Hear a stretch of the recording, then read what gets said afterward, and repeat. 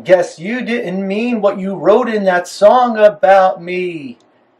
'Cause you said forever, now I drive alone past your street.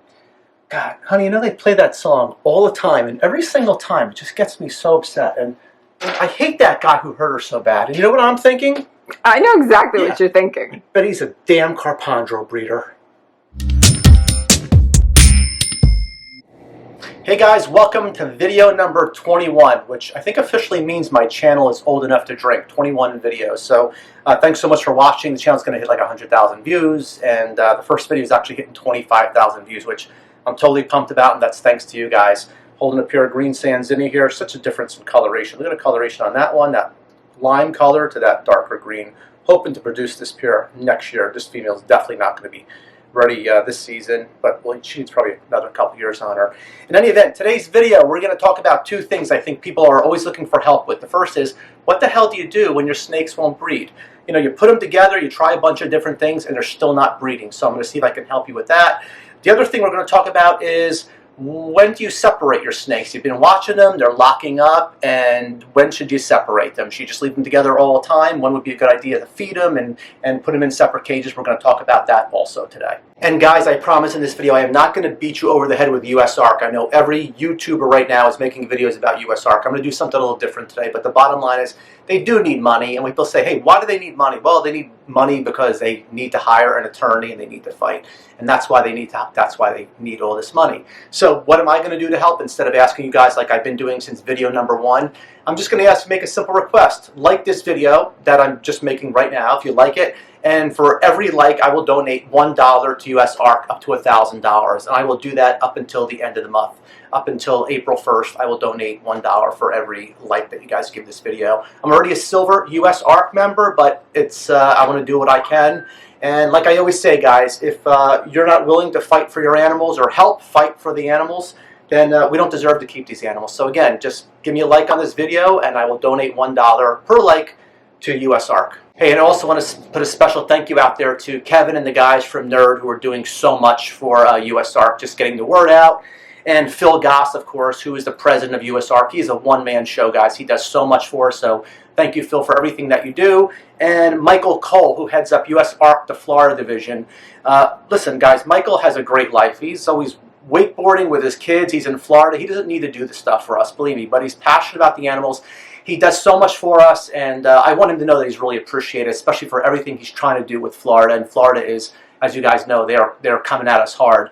I'm going to put Michael's email on the bottom of this video right now, and if you can just send him off a quick note to say, hey, Michael, thanks for everything you're doing for us. He's not asking to do that. Michael lays low. He's a low-key guy, but I think that'd be pretty awesome to show him that, hey, man, we support you. We recognize everything you're doing behind the scenes. Thank you very much. So when you go ahead and do that, I think that'd be pretty cool.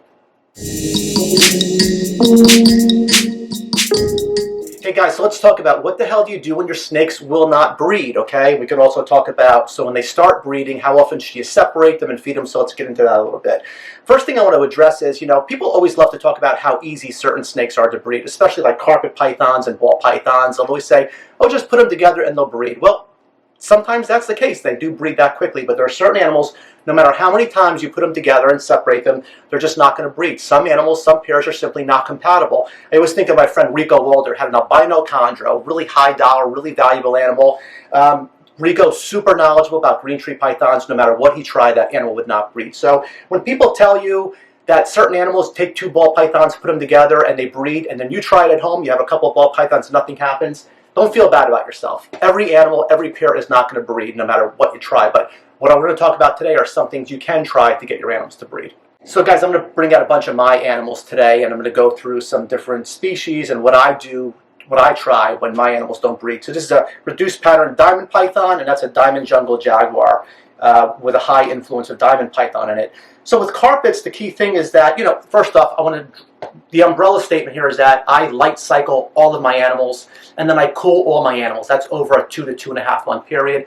I slowly start raising my temps. I'm not feeding while the animals are cooled, and then I start heavily feeding once I'm taking the animals out of hibernation, and then I start introducing. So this is a perfect example of a pair I had put together several times after hibernation, after doing everything right, and they would not breed. So what did I have to do to stimulate this pair to breed? Well, the first thing I did was I took a a shed from a male jungle carpet python, and I threw it in with the pair. When you do things like that, you'll notice a difference in your males instantly. They'll just start sensing another male within the enclosure, even though it's just another male shed, and that alone will help stimulate the animals to breed. Constantly separating, constantly feeding, because guys, what we're truly trying to do here is you're trying to get the female to start producing follicles. And by introducing males to the female, by cooling your female, by light cycling your female, by heavily feeding your female, these are all things you can do to get your female to start producing follicles. And once that occurs, that's when you're going to have a lot of breeding activity going on. If you're not having breeding activity going on, there's a good chance your female is not producing follicles. And you could try everything you want, and she may not produce follicles during the time frame you'd like her to. You may have to try again in a few months. But in any event, when it comes to carpet pythons, the one thing you could try is throwing either another male into the pair or another male shed into the pair, and that will usually help with carpet pythons to get them stimulated to breed. This is a female jungle just a female jungle carpet. And a little tricky thing going on with her this season. She's bred for me numerous times. I thought I sensed some follicles in here. I'm going to show you how to palpate her in a second. I thought I sensed some follicles. She's been locked up with the male nonstop. She went off feed. And all of a sudden, she's back on feed. I still feel follicles in her, and I'm really not sure what's going on with her. So what am I going to do? I'm just going to keep introducing the male. There's no downside to keep introducing the male to her. I have not seen them copulate again since they copulated a few weeks back. So for all I know is she's gravid right now. Hopefully, she's going to go off of feed again permanently, but I have no idea what's going on with her. But why don't I show you guys really quickly how I palpate for eggs. So what I do is to get the animal to relax, I'll just let it kind of go back in its enclosure. And then what you want to do is about, I'd say 2/3 down the body. Just let the animal go inside the enclosure. Using one finger on the animal's spine, the other finger on the animal's abdomen. Just let it crawl through your fingers. And the first major organ you're going to come up to is the abdomen. And once you get past that, you can start feeling follicles. And if you can see kind of, I don't know, it might be tough to see right now on camera, but as she's going through my hands, you'll see little jerks. And I can actually count the follicles inside of her right now. I couldn't tell you what size they are. I don't have an ultrasound machine, but I'm going to guess they're probably in the area of, I'd say 20 millimeters, something like that. But in any event, like I said, I'm not really sure if she's gravid or not. I know she has follicles. I know she's been breeding. And so what am I going to do? I'm just going to keep introducing her to the male. There's no downside to me to do that. And every species is different. Some species make it really obvious when they're gravid. They'll let you know, like, okay, you can stop introducing the male now because I am 100% gravid. A perfect example of that are Antaresia species. This is a granite spotted python, and she is 100% gravid. I did not see her ovulate yet, but she is off feed. Her body's completely inverted when she's laying in her enclosure. I know she's 100% gravid. I could definitely feel the follicles in her really definitively, so I know she's gravid. So animals like this, once she lays inverted and she's off feed, it's so obvious. I stopped introducing the male, but again, like I said, every animal is different. So let's get into some Sabu pythons right now. This is a silver Sabu python. This is a female. She actually gave me a small clutch of eggs last year. These are a little trickier than most pythons. If you notice, these are tough to come by. People are always looking for Sabu pythons, and the people who have them, they breed them really inconsistently. So what can I tell you about Sabu pythons compared to some of the other python species I'm currently working with? Well, they're trickier in that with most python species that females will go off a feed when they're gravid. With Sabus, the cool thing about them, from my experience, I've had it happen twice for me last year, is that females will go off a feed when they're producing follicles, when they have follicles, and then when they get to a certain size. And it's at that point, I now know what to look for. As soon as my females go off a feed, the first thing I'm going to do is just going to throw my males in with them. The other thing I did was last year I hibernated these animals in December and January. Well, I just took these out of hibernation right now, my group. I have a group of about, I want to say 10 animals. I literally just took them out of hibernation, so now I'm at the part where they're all warmed up, and I am feeding the hell out of them. So I light cycled them, I heat cycled them, and now I'm food cycling them. And the next step, hopefully, if everything goes quickly, and again, as I mentioned, I hibernated them much earlier than I did last year. I hibernated them in February, and what I'm hoping now is after the next few meals, females are going to start going off a feed, start producing follicles, at which time I know, holy crap, I better get a male in with them. Because Sabus, I'll tell you, what I've learned about them also is that they breed. They're not difficult to breed as far as to get a copulation, but that really doesn't mean a whole lot unless you're doing it at the perfect timing. And that perfect timing is that when the animals are producing follicles. So I don't have an ultrasound again, so it's just always by me palpating the females and feeling for follicles. But again, different than other python species in that once they're producing follicles, they'll automatically go off a feed. They'll tell you, okay, throw a male in with me. And from my experience last year, as soon as I throw the males in with him, even a male that hasn't been that active prior, he will instantly lock up with that female. So I'm really excited, hoping I get a couple of gravid females again this season. This is a female pastel pinto pied ball python. She's been locked up non-stop. She continues to feed, and I'm hoping she's going to ovulate for me soon. I tried feeling for follicles with her. Honestly, I'm just not talented when it comes to ball pythons. I know like thousands and millions of them are produced every year, but it's been over 20 years since I produced them. She's doing everything right. She's aggressively feeding right now. I'm still not really feeling follicles. From what I understand, they ovulate at about 45 millimeters when the follicles are 45 millimeters. So anyway, I'll keep you guys posted on that. And to counterbalance the ball pythons, because I know most of you folks out there watch my channel for arboreal species, my Amazon Basin emeralds. I mean, last year, that female, this big girl in here, she's about 7 foot. She, God, she was breeding for me last year nonstop. Nothing ever came of it. And that's a different male I'm using with her this year than last year. And I'm just trying different things with them. So far, I'm not having a lot of breeding success. I did cool them quite a bit. I probably brought them down to the high 60s just to see if I could stimulate breeding. I'm keeping the male in with her all the time. I think, if I remember correctly, Ed Marino and I had a conversation about that a while back, and he mentioned that in a lot of cases he'll just leave the females in with the males. So anyway, from ball pythons to Amazon Basin emeralds, I have a lot of stuff going on this year, guys, and just continue to wish me luck, and I'm going to keep my fingers crossed.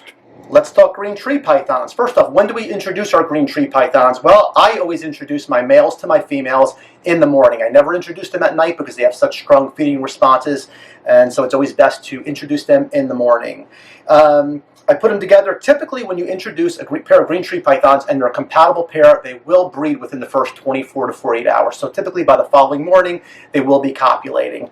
If they're not copulating, I'll leave them together for a couple days, and then I'll separate them, and then I'll try again. I'll separate them for maybe another 3 or 4 days. I might even try feeding the female again during that separation, because by feeding, we're promoting the oncoming of follicles, and that's what we're always trying to do. So I bred this girl last year, and I'm going to breed her again this year. Oh my God, that's horrible. You're breeding a green tree python 2 years in a row. I know, I'm a crazy person. The reason I'm doing that is because every animal is different. Each is unique, guys, okay? This particular female, she recovered so quickly from laying her eggs last year. She puts on weight so fast. She had a small clutch, 9 eggs, only which 3 were viable. This is one of her babies, actually, from last year. You can see how pretty. This is a pure Manokwari animal. You can see how pretty that animal is. So, yeah, again, with green tree pythons, you separate them if you don't see any activity, and as long as you see breeding activity, just leave them together. Whether it's days or weeks, just leave them together as long as you see them breeding. And when you see that breeding stop for a couple days, then you could separate them, and then you could feed them. But in most cases, you just have to really watch your animals. They will tell you what to do, and that's something that the longer you keep these animals, the more intuitive you will become with them over the years. So anyway, that's green tree pythons. Hey, another species I'm working with this year, I worked with actually the last couple years, are these Conicus sandboas. I'm actually going to put them down. You know why? Because there's one thing I've learned about Conicus sandboas over the years is you have about 60 seconds to hold them before they turn around and bite you. So I'm going to put them both back into their enclosure. But you know what? I'm going to ask you guys for some help out there. I don't know a lot about Conicus sandboas. I produced 3 litters in the last 2 years from a couple different females, but in this case, I gotta tell you, I'm having a difficult time with this particular pair. This is a first-time female for me. This male is a proven breeder, but so far he's shown no interest in her. So, hey, listen, I'm the first to admit when I can use some help. So if anybody out there can give me some advice as far as how do I stimulate a pair of Conicus sandboas to breed that have so far showed no interest in breeding, I'd love to hear it. I do have a male that I've thrown in with this female as well. He didn't show any interest in breeding with her either. So again, I'm open to suggestions because I love this girl especially. She's a pretty light colored animal. I'd love to get some babies from them. So yeah, any advice in the comments would be greatly appreciated. So as you guys can see, I'm working with about 8 different species this year, roughly, about 12 to 15 adult females. So please wish me luck. As always, I'm going to bring you guys on this breeding journey with me. I will tell you the good and the bad and the ugly, just like I did last season. This is a baby Eastern Green Sanzinia. This is a baby silver Sabu python. I actually produced that animal.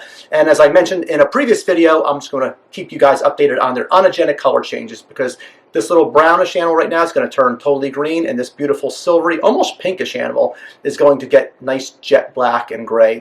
They're just both awesome animals. So again, USARK, I am going to donate $1 for every like on this video. In my next video, I will tell you what that total is. I'm going to actually do it through the end of the month, through April 1st, $1 per like. And again, you guys are welcome to do that on your own too, as far as making a donation, because at the end of the day, USARK needs cash. That's what they need. Cash is king as far as fighting this battle to protect us, to keep our animals. So thank you so much for joining me today, and I'm going to see everybody in a couple weeks.